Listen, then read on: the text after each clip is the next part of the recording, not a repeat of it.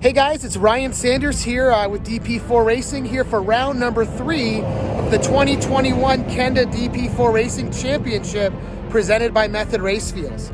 We're out here at /X and we're going to have a small little party tomorrow night in the back. They're closed right now, but they will be open for us tomorrow night. They've got great burgers, some awesome steaks. If you're coming out this way, plan to get here a little bit early, meet us tomorrow night, and let's have some fun here at /X. All right, I'm live here in the pits at DP4 Round number 3. Our first night race of the year here out in Barstow. 76 cars will be on the start line tonight. What happens when you take 76 cars and place them on a Barstow race course that's 30 miles long? You find out what it takes to be a true DP4 racer. Welcome to round number 3 of the 2021 Kenda DP4 Racing Championship presented by Method Race Wheels. Dubbed by many as the toughest race on the 2021 DP4 schedule, the Barstow racecourse would prove to be too much for many riders. However, in the end, a record number of entries finished all the laps here at the first night race of the year. As has become the norm here in Barstow, wind wreaked havoc on pit crews and their race teams leading up to the start of the race, but provided a welcome reprieve as the wind carried the dust off the trail on the start line.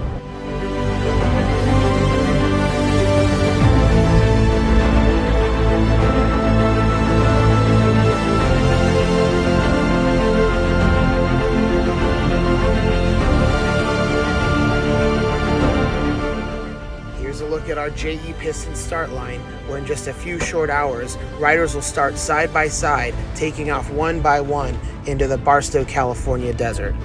Here at the fierce side-by-side finish, wind continued to rip all the way up to race time as riders made their way under the Liqui-Moly arch and into the pits.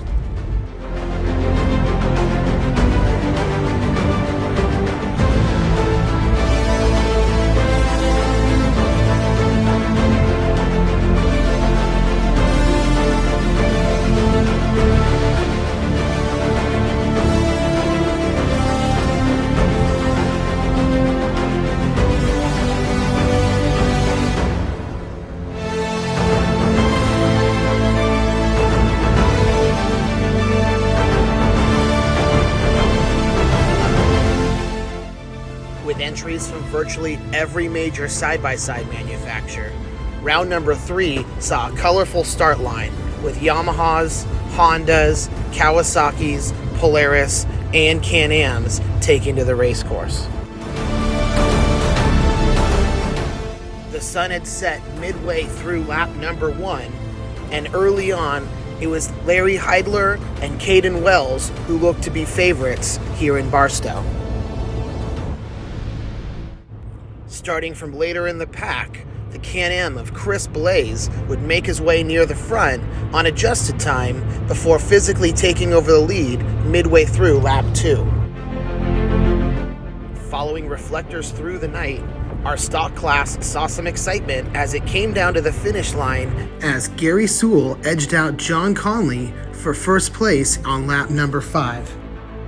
The Honda taking the win over the Cowie was a first for a Honda here at DP4.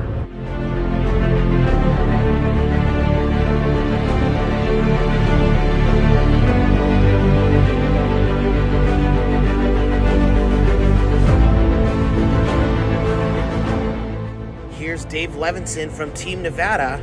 He and his teammates would struggle all night, relinquishing their friendly trophy to Desert Vets Racing in the race-by-race rivalry.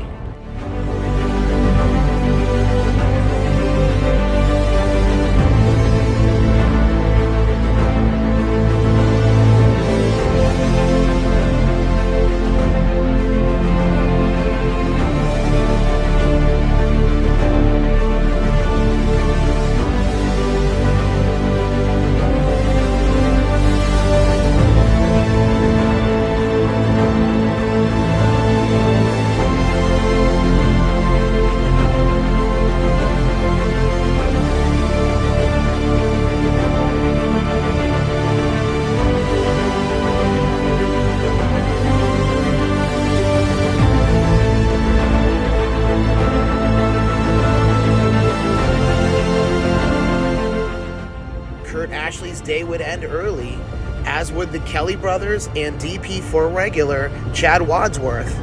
But 2020 DP4 champion Chris Blaze would stay out front for the duration, gapping second and third by nearly 10 minutes come the finish line.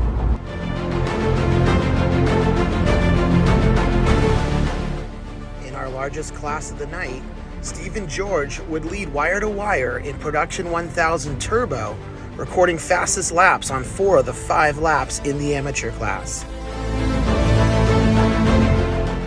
In the Production 1000 class, Zachary Michael and his Polaris would take the win over Keith Thompson in his Yamaha and Gary Jones, who raced with his son Justin here at round 3.